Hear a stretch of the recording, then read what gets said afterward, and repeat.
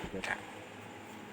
ठीक है, इतने सारे आइटम्स हम लोग लास्ट क्लास में डिस्कस किए थे। अब इतने सारे आइटम्स हम लोग लास्ट क्लास में डिस्कस किए थे, यहां तक की बात क्लियर हो गई। आज हम जो स्टार्ट करने जा रहे हैं हमारा नया topic, that is types of steel. अब देखो, टाइप्स ऑफ स्टील की यदि मैं बात करूं तो बहुत प्रकार के स्टील हो सकते हैं, लेकिन मैं उन स्टील्स की बात करने जा रहा हूं जो हम सिविल इंजीनियरिंग कंस्ट्रक्शन वर्क में यूज करेंगे। ठीक है, तो हमारा आज का जो टॉपिक है वो है टाइप्स ऑफ स्टील। हमारा आज का जो टॉपिक है वो है टाइप्स ऑफ स्टील। क्या है हमारा आज का टॉपिक?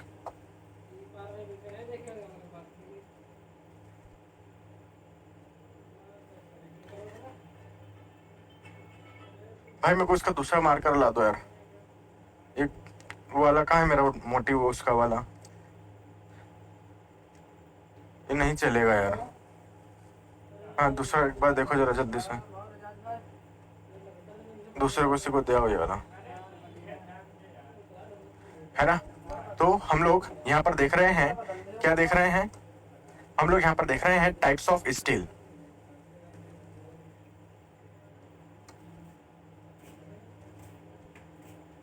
बहुत ज्यादा मोटा हो जा रहा है ये वाला, है ना? मतलब अपने को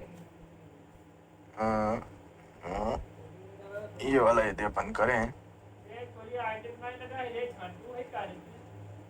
टाइप्स ऑफ स्टील की हम लोग यहाँ पर बात करते हैं। ठीक है, टाइप्स ऑफ स्टील की यदि हम लोग यहाँ पर बात करें तो देखिए, टाइप्स ऑफ स्टील में मैं क्या बताने जा रहा हूँ कि हमारे पास सबसे पहले प्रकार का जो स्टील मैं आप लोगों के बीच में रखूंगा वो है माइल्ड स्टील। ठीक है, माइल्ड स्टील की हम यहाँ पर बात कर रहे हैं कि माइल्ड स्टील क्या होता है। तो माइल्ड स्टील में आप सभी लोग यहाँ पर देखिए, सभी लोग, है ना? जरा एक बार सेशन को 300 पार कराओ, है ना? ये 260 लोग आ गए हैं, 300 के पार कराओ। चलिए अपन जल्दी से चालू करते हैं। वैसे आज लेट हो गए हैं तो मैं लेट छोड़ने वाला रहूंगा, याद रखिएगा।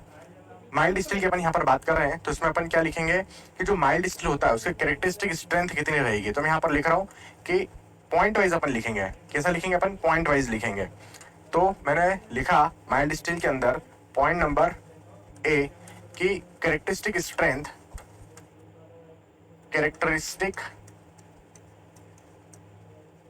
स्ट्रेंथ कितनी है? Characteristic strength, characteristic strength steel की अपन बात करें तो उससे अपन किससे डिनोट करते हैं? एफ से। ये कौन सी स्ट्रेंथ है? Yield strength. नेचर कैसा इसका? टेंसाइल नेचर है। तो एफ कितनी होती है माइल्ड स्टील में? 250 न्यूटन पर mm स्क्वायर होती है। एक बात क्लियर? Yes sir. अब दूसरी बात, इसको कैसे रिप्रेजेंट करते हैं? इसको रिप्रेजेंट करते हैं Fe 250 लिखकर।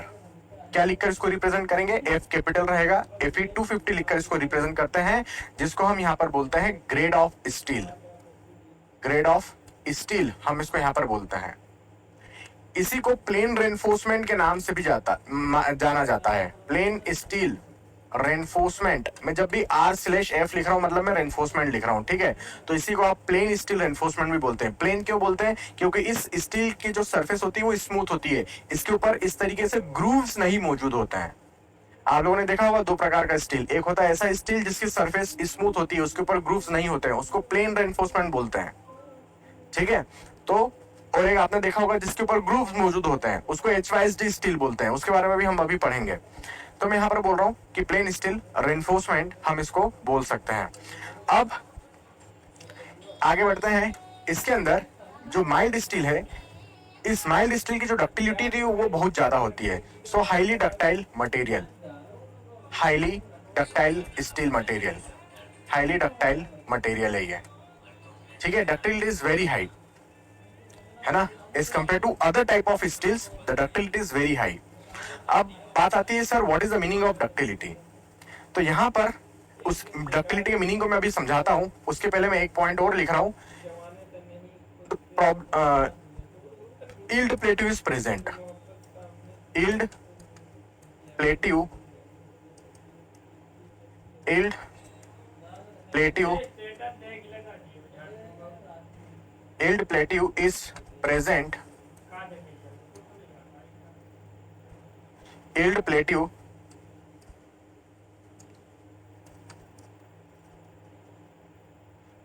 is present which is not desired, which is not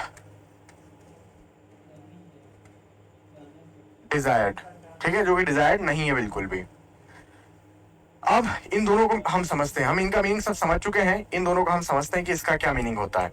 तो यहां पर देखिए कि मैं क्या बताना चाह रहा हूं कि मान लीजिए ये आपका क्या है, मान लीजिए कि आपका स्ट्रेस स्ट्रेन कर्व है, ठीक है। इस स्ट्रेस स्ट्रेन कर्व में है ना, यहां पर अपन ने क्या ले रखा है, यहां पर अपन ने स्ट्रेस ले रखा होगा, है ना, यहां पर अपन ने स्ट्रेन ले रखा होगा। मैं कल भी बताया था आपको कि कभी भी आप ऐसा नहीं कर सकते कि स्ट्रेन यहां ले लो और स्ट्रेस यहां ले लो, ऐसा कभी नहीं कर पाएंगे, क्योंकि पहले बॉडी में क्या आता है, स्ट्रेन आता है, उसके बाद क्या आता है, स्ट्रेस आता है। इसलिए इंडिपेंडेंट वाले आइटम को हम एक्स एक्सिस पर रखते हैं और डिपेंडेंट वाले आइटम को अपन वाई एक्सिस पर रखते हैं। तो मैंने इसका स्ट्रेस स्ट्रेन कर्व बनाया। इसका जो स्ट्रेस स्ट्रेन कर्व है वो कैसा बन रहा है, इसका स्ट्रेस स्ट्रेन कर्व कुछ इस तरीके से बनता है माइल्ड स्टील का। ये है माइल्ड स्टील का स्ट्रेस स्ट्रेन कर्व। तो यहां पर एक टर्म हमें देखने को मिलती है, ये वाली, ये एक हॉरिजॉन्टल पोर्शन हमें देखने को मिलता है। इसको हम यहां पर क्या बोलते हैं, इसको हम यहां पर बोलते हैं यील्ड प्लेट्यू। यही आपका क्या है, यील्ड प्लेट्यू है। अब यील्ड प्लेट्यू का मतलब क्या होता है, यील्ड प्लेट्यू का मतलब होता है कि आप देख रहे हैं स्ट्रेस की वैल्यू कांस्टेंट है, भाई stress is not varying, horizontal line है ना, तो स्ट्रेस इज नॉट वेरिंग, लेकिन आपका स्ट्रेन फिर भी कंटिन्यूअसली आता चला जा रहा है। ये अच्छी बात है कि बुरी बात है, ये अच्छी बात है कि बुरी बात है, बुरी बात है। भाई आप प्रेशर नहीं लगा रहे हो फिर भी कंटिन्यूअसली आपको डिफॉर्मेशन मिलता चला जा रहा है, ये बुरी बात है। आप लोड लगाओ उसके कारण डिफॉर्मेशन आ रहा है तो ओके एक्सेप्टेड, लेकिन लोड लगा ही नहीं रहे हैं, हम लोड में इंक्रीमेंट दे ही नहीं रहे हैं, फिर भी कंटिन्यूअस डिफॉर्मेशन आता चला जा रहा है, which is not good. This shows the presence of yield plateau. तो यील्ड प्लेट्यू इसको हम यहां पर बोलेंगे, जो कि बिल्कुल भी डिजायर्ड नहीं है। तो आने दो ना सर, आपके पिताजी का क्या जा रहा है, यदि यील्ड प्लेट्यू आ भी रहा है, यदि कंटिन्यूअस डिफॉर्मेशन आ रहा है तो आने दो, आपका क्या जा रहा है सर। अरे जा रहा है, बिल्कुल जा रहा है। ये स्टील कहाँ मौजूद है, मेरे घर के अंदर मौजूद है, मेरे बिल्डिंग के अंदर, मेरे कॉलम के अंदर, मेरे बीम्स के अंदर, मेरे स्लैब के अंदर, सब जगह ये स्टील मौजूद है। मान लो 1 मिनट के लिए भूकंप आया, भूकंप के कारण उसमें डिफॉर्मेशन आना स्टार्ट हुए और स्ट्रेसेस इतने बढ़ गए कि यहां तक पहुंच गए। अब भूकंप चला गया, भूकंप खत्म हो गया, उसके बावजूद भी मेरा स्ट्रक्चर डिफॉर्म होते चले जा रहा है, होते चले जा रहा है, होते चले जा रहा है। क्यों, क्योंकि यील्ड प्लेट्यू पर आ चुकी है कंडीशंस, अभी भी डिफॉर्मेशन होते जा रहा है, होते जा रहा है, होते जा रहा है। तो ये तो अच्छी बात नहीं है ना, ये तो गलत बात है। तो yield plateau is not desired. तो this is the limitation of this type of steel. IS code ने इसमें थोड़ा सा, अच्छा एक बात, ये यील्ड प्लेट्यू की पिक्चर क्लियर हुई। दूसरी पिक्चर डक्टाइल मटेरियल की। What is the meaning of ductility. कोई भी मटेरियल को हम यदि डक्टाइल बोले तो उसका मीनिंग क्या होता है, उसका मीनिंग ये होता है, जैसे कि आप लोग 11th 12th 9th 10th कहीं पर बचपन में पढ़े होंगे कि किसी भी मटेरियल को यदि मेटल को खींच खींच के यदि उसको वायर फॉर्म में कन्वर्ट किया जा सके तो उसको हम डक्टाइल मटेरियल बोलते हैं। एक्सेप्टेड। आप खींच खींच के उसमें क्या दे रहे हो, डिफॉर्मेशन दे रहे हो। तो कोई ऐसा मटेरियल जिसमें ज्यादा डिफॉर्मेशन दिया जा सके, ऐसे मटेरियल डक्टाइल मटेरियल कहलाते हैं। तो ये अच्छी बात है कि बुरी बात है, ये बहुत अच्छी बात है कि कोई मटेरियल में ज्यादा डिफॉर्मेशन दिया जा सकता है। तो देखो कितना ज्यादा डिफॉर्मेशन आ रहा है, ये strain is what, strain is the indication of deformation. तो देखो इसका कितना लंबा बना है डायग्राम, मतलब ये स्टील में कितना ज्यादा डिफॉर्मेशन आ रहा है। वहीं पे यदि मैं कंक्रीट की बात कर लूं, ये देखो मैंने कंक्रीट का स्ट्रेस स्ट्रेन कर्व बनाया। कंक्रीट क्या है, ब्रिटल नेचर का एक मटेरियल है, तो उसके लिए स्ट्रेस स्ट्रेन कर्व बनाऊंगा तो ऐसा बनेगा उसका स्ट्रेस स्ट्रेन कर्व। तो देखो थोड़ा सा ही वो डिफॉर्मेशन ले पा रहा है, बाकी में फिर वो क्या हो गया, क्रेक हो गया। बताओ दोनों में से अच्छा मटेरियल कौन हुआ, डक्टिलिटी पॉइंट ऑफ व्यू से ये ज्यादा अच्छा मटेरियल हुआ। तो डक्टिलिटी हमेशा मौजूद होना चाहिए आपके स्ट्रक्चर में, इसलिए स्ट्रक्चर में बहुत स्टील हम प्रोवाइड करते हैं। जब हम अर्थक्वेक रेजिस्टेंट बिल्डिंग बनाते हैं तो स्टील प्रोवाइड करना ही चाहिए आपको, स्ट्रक्चर में अच्छी मात्रा में प्रोवाइड करना चाहिए। इससे क्या होता है, स्ट्रक्चर डक्टाइल बन जाता है। यदि भूकंप आ रहा है, लोड आ रहा है, वाइब्रेशन आ रहा है, तूफान आ रहे हैं, तो आपका स्ट्रक्चर सडनली कोलैप्स नहीं करेगा, आपका स्ट्रक्चर डिफॉर्मेशन देगा। उतनी देर में तो आप घर से बाहर भाग जाओगे। और यदि आपने स्टील नहीं डाला अपने घर में तो आपका घर ब्रिटल इन नेचर है, हल्का सा भी भूकंप आया वो स्ट्रक्चर टूट जाएगा, क्योंकि वो ज्यादा डिफॉर्मेशन ले ही नहीं पा रहा है ना, अपनी मैक्सिमम वैल्यू पर तुरंत पहुंच रहा है, टूट जा रहा है। सो सडन कोलैप्स हम नहीं चाहते हैं, इसलिए हमें स्टील डालना जरूरी है हमारे स्ट्रक्चर में। एक इंपॉर्टेंट बात आज हमें सीखने को मिली। तो जिस भी मटेरियल के स्ट्रेस स्ट्रेन कर्व में कर्व की लेंथ यदि बहुत ज्यादा है, देखो इसकी लेंथ बहुत ज्यादा है, तो समझ जाओ वो मटेरियल डक्टाइल इन नेचर है, सीधा हिसाब। जिस भी मटेरियल का आप स्ट्रेस स्ट्रेन कर्व देख रहे हो, यदि वो कर्व की लेंथ तो बहुत ज्यादा है, तो आप समझ जाओ कि वो बहुत ज्यादा डक्टिलिटी रखता है, इसलिए बहुत ज्यादा डिफॉर्मेशन दे रहा है, तो वो बहुत अच्छा स्ट्रक्चर है मेरे हिसाब से। अब यदि आपको बोलूं 1 मिनट के लिए कि देखो मैंने एक मटेरियल लिया जिसका स्ट्रेस स्ट्रेन कर्व ये रहा, मैंने एक दूसरा मटेरियल लिया जिसका स्ट्रेस स्ट्रेन कर्व ये रहा, और मैंने एक तीसरा मटेरियल लिया जिसका स्ट्रेस स्ट्रेन कर्व ये रहा। बताओ इनमें से, ये है ऑप्शन बी, ये है option A, option B, option C, बताओ इनमें से सबसे ज्यादा डक्टाइल कौन है?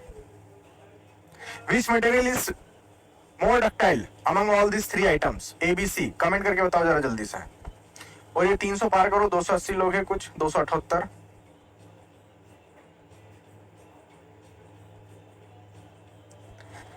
सभी के बिल्कुल सही आंसर आ रहे हैं option number B. Option number B is what? Option number B is the material which is having very good ductility. इसको मैं अपने अर्थक्वेक रेजिस्टेंट बिल्डिंग में जरूर डालूंगा। यदि मुझसे ऑप्शन पूछा जाए कि इन तीनों में से किसको आप डालोगे डक्टिलिटी पॉइंट ऑफ व्यू से, इसको मैं जरूर डालूंगा। ठीक है, तो मेरा स्ट्रक्चर सडन फेल नहीं होगा। तो मैंने कहा ठीक है सर। अब थोड़ा सा एक हटकर पॉइंट देख रहे हैं, आईएस कोड ने क्या किया, माइल्ड स्टील का जिसको हम Fe250 लिखते हैं, ये वाला कर्व उन्होंने कंसिडर नहीं किया, इसको उन्होंने लीनियराइज कर दिया। उन्होंने कहा अरे कहां ऊपर जा रहे हो, नीचे आ रहे हो, फिर ऊपर आ रहे हो, तो उन्होंने इसको लीनियराइज कर दिया, थोड़ा सा इसको इजी बना दिया। कहने का मतलब ऐसा बोल सकता हूं मैं कि थोड़ा सा उन्होंने इस कर्व को क्या कर दिया, इजी बना दिया। कैसे इजी बना दिया? उन्होंने इसका लीनियराइजेशन कर दिया। उन्होंने इसका क्या कर दिया, लीनियराइजेशन कर दिया। कैसे लीनियराइजेशन कर दिया? कुछ इस तरीके से। उन्होंने यहां तक इसको ऐसा कंसीडर किया लीनियर, और उसके बाद इसको हॉरिजॉन्टल बना दिया इस तरीके से। तो ये उन्होंने माइल्ड स्टील, तो ये भी ऑलमोस्ट ऐसे ही था, तो इस तरीके से उन्होंने कंसीडर कर लिया इसको। यहां तक वैसे कंसीडर किया और फिर इसको ऐसा कंसीडर कर लिया। समझ में आ रही मेरी बात? तो देखो उन्होंने इतना पोर्शन छोड़ दिया, लेकिन इतना एक्स्ट्रा भी तो कंसीडर कर लिया इस तरीके से, तो वो मैनेज कर लिए वो लोगों को। इसको लीनियराइजेशन हम यहाँ पर बोल रहे हैं। तो आईएस कोड के हिसाब से, आईएस कोड के हिसाब से Fe250 का जो स्ट्रेस स्ट्रेन कर्व होगा वो ऐसा होगा। ये आईएस कोड के हिसाब से स्ट्रेस स्ट्रेन कर्व है Fe250 का, यह है सिग्मा और यह है आपका स्ट्रेन एप्सिलॉन्स। समझ में आ रही मेरी बात? तो ये होता है, तो यहां पर ये जो वैल्यू है ये यील्ड पॉइंट है आपका। This is very clear yield point, this is your yield point. तो यहां पर जो आपको वैल्यू होगी वो Fy 250 न्यूटन पर mm स्क्वायर की होगी। So here the value we have Fy, यहां पर इस लेवल पर यहां पर वैल्यू क्या होगी, Fy होगी। तो यहां पर मैंने लिख रखा है Fy। Clear? So this is what we have yield point, जिसके करस्पॉन्डिंग हमें यील्ड स्ट्रेंथ देखने को मिल रही है। अब मैंने आप लोगों को लास्ट क्लास में एक टॉपिक पढ़ाया था कैरेक्टरिस्टिक स्ट्रेंथ, तो ये रही आपकी कैरेक्टरिस्टिक स्ट्रेंथ। लेकिन किसी भी स्ट्रक्चर को यदि हम डिजाइन करते हैं तो क्या कैरेक्टरिस्टिक स्ट्रेंथ को लेकर डिजाइन करते हैं? नहीं, हम उसको डिजाइन स्ट्रेंथ लेकर डिजाइन करते हैं। तो आइए इसके अंदर आपको डिजाइन स्ट्रेंथ कंसीडर करना पड़ेगी। तो आप क्या करते हो, कैरेक्टरिस्टिक स्ट्रेंथ को फैक्टर ऑफ सेफ्टी 1.15 से डिवाइड कर देते हो। तो यहां पर मैंने भी 1.15 से डिवाइड कर दिया। मैंने भी क्या कर दिया, इस कैरेक्टरिस्टिक स्ट्रेंथ को 1.15 से डिवाइड कर दिया, तो ये लाइन नीचे आ जाएगी, वैल्यूज कम हो जाएगी। तो यहां पर हमारे पास वैल्यू क्या बन गई, Fy डिवाइड में फैक्टर ऑफ सेफ्टी हमने कितना ले लिया, 1.15 ले लिया। दिस इज गिविंग व्हाट, ये वैल्यू आप लोगों को दे रहा है 0.87 Fy। लिखने की जरूरत नहीं अभी फिलहाल में, इतना काफी है। तो ये आप लोगों का कैरेक्टरिस्टिक स्ट्रेंथ है, ये आपका डिजाइन स्ट्रेंथ है। फैक्टर ऑफ सेफ्टी स्टील के लिए 1.15। तो ये आपका एक्चुअल कर्व है माइल्ड स्टील का, और ये आप लोगों का आईएस कोड के द्वारा दिया गया कर्व है। समझ में आई मेरी बात? सो ये है आपका एक्चुअल कर्व, ये है हम लोगों का actual curve of mild steel. MS लिख देता हूं, जब भी मैं एमएस लिखूंगा मतलब मैं माइल्ड स्टील की बात कर रहा हूं। Actual curve of MS mild steel, और curve given by curve given by curve given by IS code, given by IS code 456/2000। ठीक है, यस सर। तो ये है आपका माइल्ड स्टील, पहले प्रकार का स्टील हमने यहाँ पर कंप्लीट किया। लिखे जरा, इतना डन करके बताइए जल्दी से, इतना लिखकर डन करके बताएंगे, फिर हम नेक्स्ट स्लाइड पर चलते हैं। दूसरे प्रकार का स्टील HYSD स्टील। अब इस स्टील की कुछ लिमिटेशंस रही होगी जिसके कारण हमें दूसरे स्टील पर जंप करना पड़ा, अदरवाइज इसी स्टील को यूज कर लेते, सीधा सिंपल।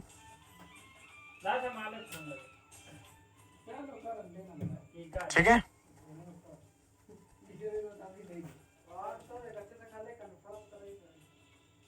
पटेल पूछ रहे हैं, क्या पूछ रहे हैं पटेल? आप पूछ रहे हैं IS code first is use for Indian flag. अच्छा, मैंने कल आंसर नहीं दिया था क्या इसका? मैंने बताया तो था कल, बताया था कि नहीं बताया था? IS code 1 is use for, is not use for, it's given for Indian code actually, मतलब इंडियन फ्लैग, झंडा, तिरंगा, सेफ्रॉन, व्हाइट, ग्रीन, अशोक चक्र, उन सब के लिए। ठीक है, हो गया ये डन। आगे बढ़े, मैं यहाँ पर बता रहा हूँ, है ना, मैं यहाँ पर आप लोगों को क्या बता रहा हूँ, हमारा नेक्स्ट टाइप का स्टील, नेक्स्ट टाइप का स्टील है जिसका नाम हम यहाँ पर लिख रहे हैं। हमारा नेक्स्ट टाइप का स्टील है जिसका नाम हम लोग यहाँ पर लिख रहे हैं cold twisted, cold twisted deformed, cold twisted deformed बार या स्टील, स्टील बार ऐसा लिखता हूं, इस डिफॉर्म्ड स्टील बार, है ना, स्टील बार, जिसको शॉर्ट में आप क्या लिख सकते हैं, CTD, cold twisted deform bars. ठीक है, इसी को हम लोग HYSD भी बोलते हैं, बोले तो high yield strength deformed steel bar, इसको शॉर्ट में अपन क्या लिखते हैं, HYSD बार। ठीक है, HYSD स्टील रेनफोर्समेंट, इसी को हम CTD भी बोलेंगे, इसी को हम HYSD बोलेंगे। इसकी जरूरत क्यों पड़ी, पहले वो देखते हैं।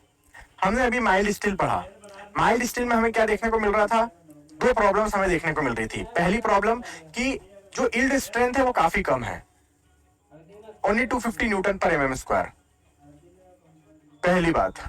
दूसरी बात जो प्रॉब्लम थी वो थी यील्ड प्लेट्यू की। तो ये दो चीजें मुझे यहाँ पर खटक रही थी, सूट नहीं हो रही थी मुझे। तो मैंने नया स्टील मार्केट में लेकर आया जिसका नाम मैंने दिया HYSD या फिर CTD। क्या करता हूं मैं माइल्ड स्टील को ही कन्वर्ट करता हूं HYSD में। कोई HYSD अलग टाइप का स्टील नहीं है, माइल्ड स्टील से ही HYSD बनाया गया है। कैसे, आइए इसको समझते हैं। माइल्ड स्टील से ही HYSD बनाया गया है, कैसे, आइए समझते हैं। मैं यहाँ पर लिख रहा हूं आप लोगों के लिए कि मान लीजिए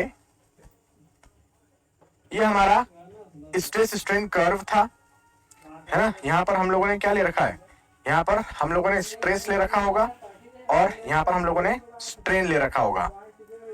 माइल्ड स्टील का स्ट्रेस स्ट्रेन कर्व यदि हम बनाते हैं, माइल्ड स्टील का स्ट्रेस स्ट्रेन हम कर्व बनाते हैं तो देखो कुछ इस तरीके से हमें बनता हुआ नजर आता है। तो ये कैसा बन रहा होगा ये कर्व, हमारे पास स्टील रॉड होगा जिसके अंदर हम स्टील रॉड को पुल कर रहे होंगे, टेंसाइल फोर्स के द्वारा उसको स्ट्रेच कर रहे होंगे, तो उसके करस्पॉन्डिंग ये ग्राफ बनता चला जा रहा है। तो ये जैसे जैसे हम इस पे लोड लगाते हैं स्टील रेनफोर्समेंट पे, ये कर्व बनता चला जाता है। तो ये कर्व में मैं लोड लगा रहा हूं, कर्व बनता जा रहा है।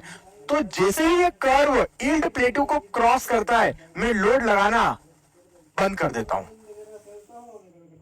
इसको बोलते हैं अनलोडिंग करना। तो मैंने लोड लगाना बंद कर दिया। जैसे यील्ड प्लेट्यू को मैं क्रॉस करता हूं, मैंने क्या किया, लोड लगाना बंद कर दिया। जैसे मैं लोड लगाना बंद करता हूं, ये कर्व कहां आके गिरेगा, ये कर्व नीचे आकर गिर जाएगा। ये हमने क्या कर दिया, अनलोडिंग कर दिया. सो this is the point of unloading. This is the point of unloading. तो ये कर्व कहां आके गिरा, नीचे आके गिरा. एक बात बहुत ब्यूटीफुली आपको समझना होगी कि ये कर्व जब मैंने इसको अनलोड किया, जब मैं इसको खींच रहा था और अचानक मैंने लोड लगाना बंद कर दिया, तो ये इसके ओरिजिनल पोजीशन पर नहीं आ रहा है. ये कर्व वापस यहां नहीं जा रहा है, जीरो पोजीशन पे, यहां पर नहीं जा रहा है. ये कहां जा रहा है, ये नीचे आ रहा है. इसका मतलब क्या हुआ कि आपके स्टील में इतना परमानेंट स्ट्रेन आ चुका है, यहां से लेकर यहां तक का एक परमानेंट स्ट्रेन आपके स्टील में आ चुका है. एक परमानेंट स्ट्रेन आपके स्टील में आ चुका है. अब वो स्टील हो चुका है ताकतवर. तो ये था आपका अनलोडिंग का कंडीशन.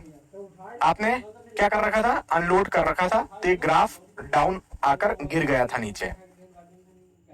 अब मैं बोल रहा हूं आप वापस से इसको लोड देना चालू करो, इसकी लोडिंग वापस से चालू करो. एक परमानेंट स्ट्रेन मिलने के बाद इस पर वापस से लोडिंग चालू करो. तो इस पर मैंने वापस से लोडिंग चालू किया, तो इस बार मेरा कर्व इस प्रकार से अब जाएगा बनता हुआ. समझ में आ रहा है? इस प्रकार से ये पॉइंट ऑफ, इसको मैं इधर शिफ्ट करता हूं, पॉइंट ऑफ अनलोडिंग को थोड़ा सा, पॉइंट ऑफ अनलोडिंग को अपन थोड़ा सा इधर शिफ्ट कर लें. ये कर दिया. इसको थोड़ा सा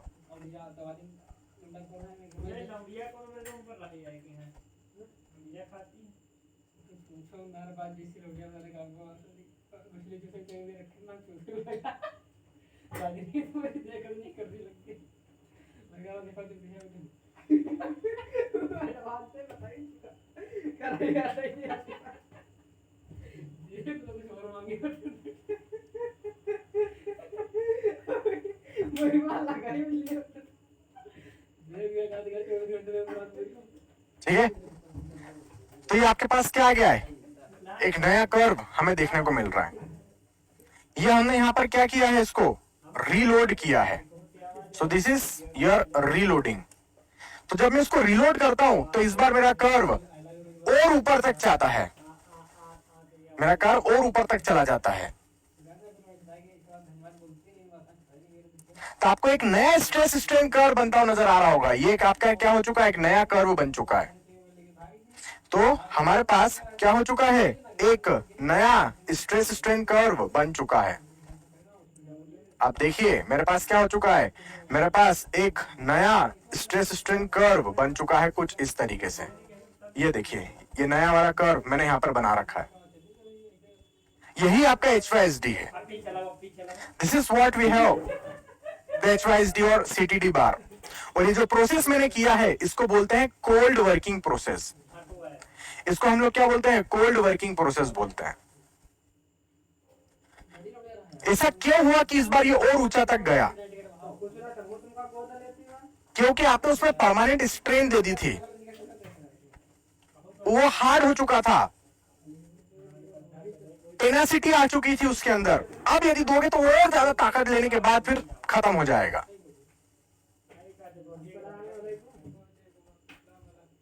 तो यहां पर हम लोगों ने क्या किया, यहां पर हम लोगों ने किया अनलोडिंग. इसको बोलते हैं अनलोडिंग की प्रोसेस. यहां पर वो हो रहा है अनलोड, और यहां पर हमने उसको क्या किया, रीलोडिंग.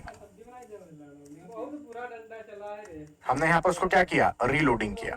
ये हमारा नया कर्व बन के तैयार हो गया. This is your new curve. अब बताओ, जो दो प्रॉब्लम मैं फेस कर रहा था माइल्ड स्टील के अंदर, सुना मेरी बात को ध्यान से, जो दो प्रॉब्लम मैं फेस कर रहा था माइल्ड स्टील के अंदर, वो दो प्रॉब्लम सॉल्व हो गई यहां पर. पहली problem, yield strength was less in mild steel, but यहां पर देखो इसकी यील्ड स्ट्रेंथ बहुत ऊपर तक जा रही है, स्ट्रेस लेने की ताकत बहुत है, यील्ड स्ट्रेंथ बढ़ गया. अरे यील्ड स्ट्रेंथ बढ़ गया कि नहीं बढ़ गया, बढ़ गया. और दूसरी प्रॉब्लम थी यील्ड प्लेट्यू की, खत्म हो गई, वो गया पीछे यील्ड प्लेट्यू. आपका नया कर्व यहां से चालू हुआ है, तो यील्ड प्लेट्यू की प्रॉब्लम भी खत्म.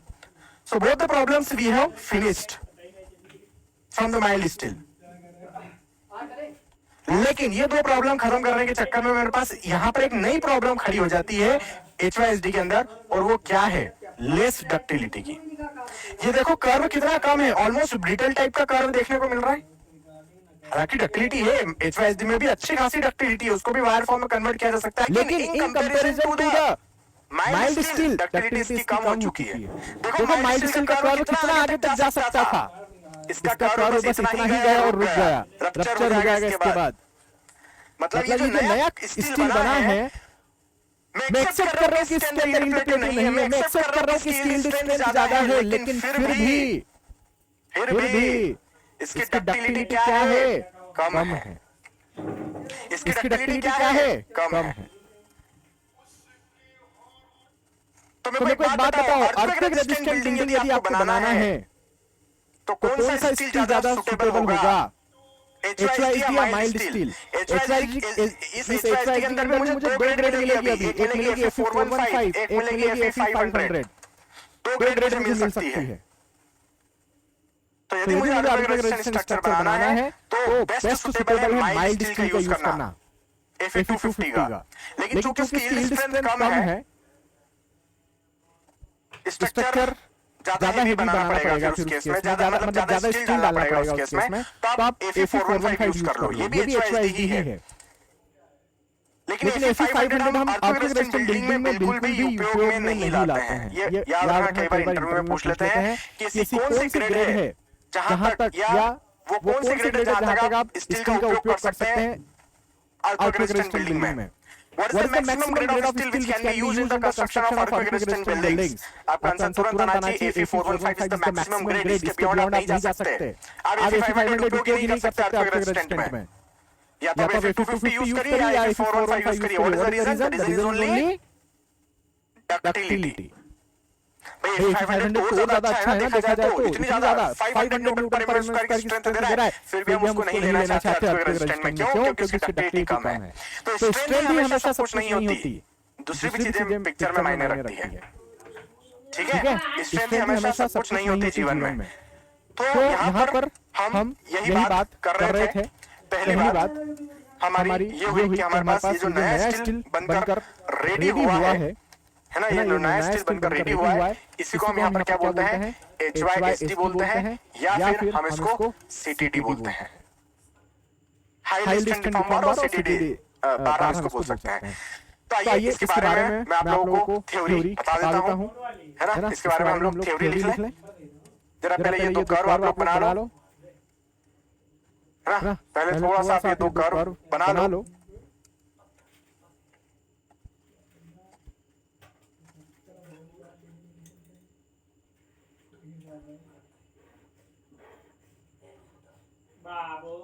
बनाइए जरा जल्दी से। ये 2 कर्व बना लो, इसके बारे में अपन लिख लेते हैं।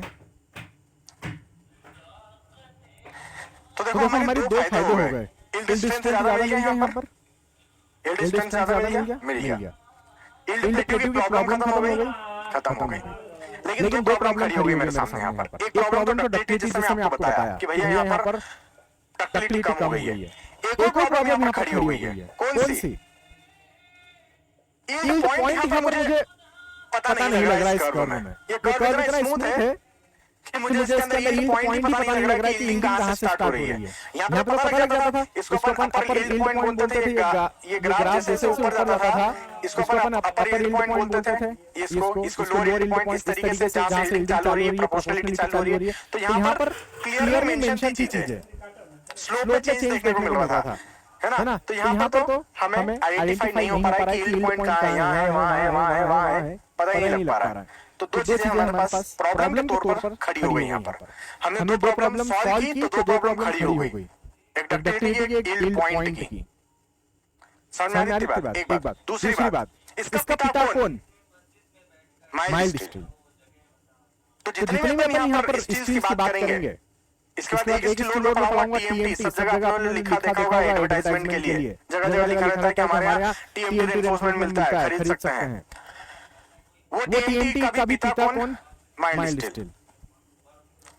चाहे HYSD हो, चाहे CTD हो, चाहे TMT हो, they all are essentially mild steel only। वो माइल्ड स्टील से ही बने हैं by the process of cold working। ये इस तरीके से वर्किंग करके उसको बनाया गया होगा। ठीक है, तो मैंने कहा ठीक है बस, ठीक है भैया, इतना लिखना हो गया, डन हो गया सबका। आगे बढ़े हम लोग, है ना, आगे बढ़े हम लोग। तो लिखता हूं मैं इसके अंदर, मेरे साथ साथ में सभी लोग लिखते चलेंगे। पॉइंट नंबर 1, ये हमारा दूसरा टाइप का स्टिल चल रहा है ना, लिखा ना दूसरा टाइप का, यस। इस दूसरे टाइप के स्टिल के अंदर अपन पॉइंट नंबर 1 लिख रहे हैं कि to minimize the problem of yield to, मेरे साथ साथ में सभी लोग नोट्स बनाएंगे ना। अच्छा, मैं कल देख रहा था कुछ लोग डिमांड कर रहे थे, वो सर मेरे पास मतलब मैसेजेस आए। अच्छा, एक और इम्पोर्टेंट बात, अब 2 बातें मेरे दिमाग में आ गई। सुनो मेरी बात, पहली बात, कुछ लोग मैसेज कर रहे थे किस बात के लिए, सर जो बोर्ड पे नोट्स निकले होंगे वो उसका पीडीएफ भेज दो, वो नहीं भेज पाऊंगा भाई। ठीक है, मैं यहाँ पर लिख रहा हूँ, इसका मतलब है कि आपको समय भी दे रहा हूँ आपको लिखने का, मतलब आप लोगों को मेहनत करना होगी, मेरे साथ साथ में लिखना होगा, एक बात। दूसरा बात, कुछ लोगों के ऐसे मैसेज जो फोन आया मुझे टेलीग्राम पर और मेरे व्हाट्सएप पर और कॉल आए, हालांकि मैं इंटरेस्टेड नहीं था लेकिन फिर भी उनका कहना था कि सर हम लोगों को सब्जेक्ट वाइज कोर्स प्रोवाइड कर दीजिए, पेड कोर्स हो पहले। तो ये आरसीसी अभी तक सब्जेक्ट वाइज नहीं था, मैं तो फुल कोर्स वाइज को दे रहा था, सब्जेक्ट वाइज देने का मेरा कोई मूड ही नहीं था। लेकिन कुछ लोगों के फ्रीक्वेंटली मतलब 10 से 12 लोगों के मेरे पास कॉल्स आ गए कि सर हमें सिर्फ एक सिंगल सब्जेक्ट आरसीसी खरीदना है, क्योंकि हम जॉब करते हैं तो रात में लाइव नहीं देख पाते, तो हम ऐप में रिकॉर्डेड देखेंगे। तो उन लोगों के लिए जो रिकॉर्डेड फॉर्म में देखना चाहते हैं, बाद में क्लास में ऐप में एक्सेस चाहिए, सिर्फ एक सब्जेक्ट आरसीसी का, इसी क्लास का, तो इस क्लास का एक मैंने ऐप में पैकेज बना दिया है। 2000 रुपए में ये मैं आप लोगों को प्रोवाइड कर रहा हूँ। वो 2000 रुपए में 30 तारीख तक रखा हूँ, 30 या 31 जो भी इस महीने का आखिरी दिन होगा उस तारीख तक रखा हूँ, उसके बाद उसको 4000 कर दूंगा। क्या बोल रहा हूँ मैं कि अभी मैं आप लोगों को 2000 रुपए में दे रहा हूँ, है ना, अभी मैं आप लोगों को 2000 रुपए में दे रहा हूँ RCC subject wise paid class जो अभी मैं पढ़ा रहा हूँ ऐप के अंदर। इस महीने की जो भी आखिरी तारीख होगी तब तक आपको 2000 में मिलेगा, उसके बाद इसका प्राइस 4000 रुपए हो जाएगा। तो जिनको लेना हो वो लोग ले लीजिएगा, जिनको लेना हो वो लोग ले सकते हैं, अदरवाइज मैं यूट्यूब पे तो पढ़ा रहा हूँ फ्री ऑफ कॉस्ट। ठीक है, कोई दिक्कत वाली बात नहीं है। ये स्पेशली उन लोगों के लिए मैंने निकाला है जिन लोग मेरे को फोन लगा रहे थे कि वो लोग लाइव अटेंड नहीं कर पाते हैं, गांव में रहते हैं, नेट उस टाइम पे नहीं चल रहा है या जॉब करते हैं, जो भी उनका एक्सक्यूज रहा उन लोगों के लिए मैं ये निकाला हूं। तो इसको चेक कर लेना कहां से मिलेगा ये। GATE academy live class app download कर लेना प्ले स्टोर से, GATE academy live class app download कर लेना प्ले स्टोर से, वहां से मिल जाएगा, लिखा रहेगा आरसीसी प्रतिज्ञा सब्जेक्ट वाइज 2000 रुपए में ले लेना। आगे बढ़ते मेन मुद्दे की बात, ये लिख रहे थे हम लोग, है ना, और नोट्स बनाना है सफाई से, व्हाइट कॉपी पेजेस वाली अच्छी लेकर आना है और 3-4 अलग अलग कलर के पेन रखना और बनाना है नोट्स। मैं पागल हूं जो यहाँ पर एक एक लाइन बोर्ड पर लिखता हूँ, मैं अपने कहे गए शब्द की एक एक लाइन बोर्ड पर लिखता हूँ तुम लोगों के लिए, तो तुम लोगों को भी लिखना है। ऐसा नहीं कि एक्सपर्ट बन के वहां बैठे हुए हाँ सब आप लिखो हम देख रहे हैं, लिखना तुम लोग भी। ठीक है, तो पॉइंट नंबर 1 मैं यहाँ पर लिख रहा हूँ, to minimize the problem of, to minimize the problem of yield plateau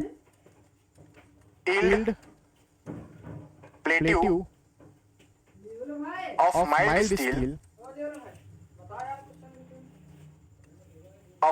steel the mild steel is stressed.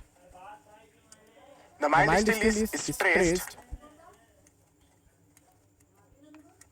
by the process of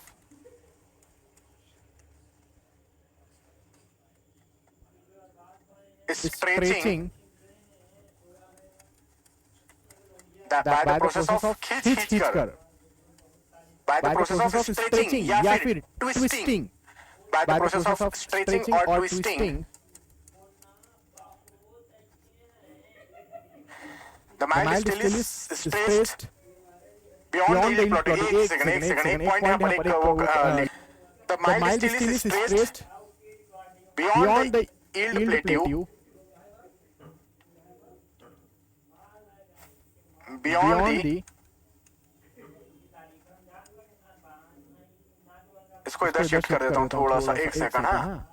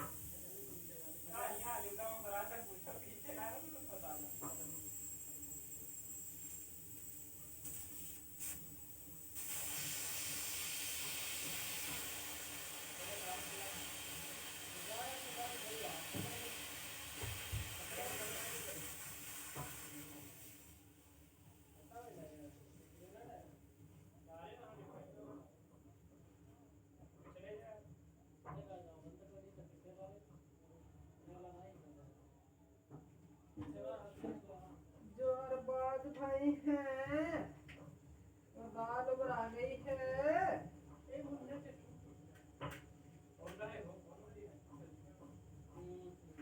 वो सल्लेहा वाली जो हैं वो बहुत डरती हैं। बाबा बहुत डरते हैं ना बाबू।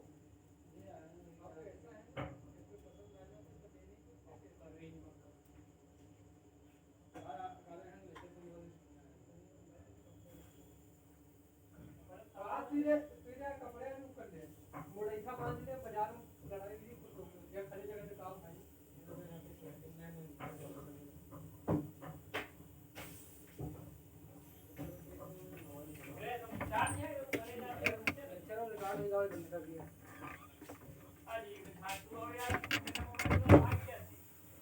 जो अरबाज भाई हैं का बेचारे लाए गए तो मजबूर है। है चलो ये मोबाइल का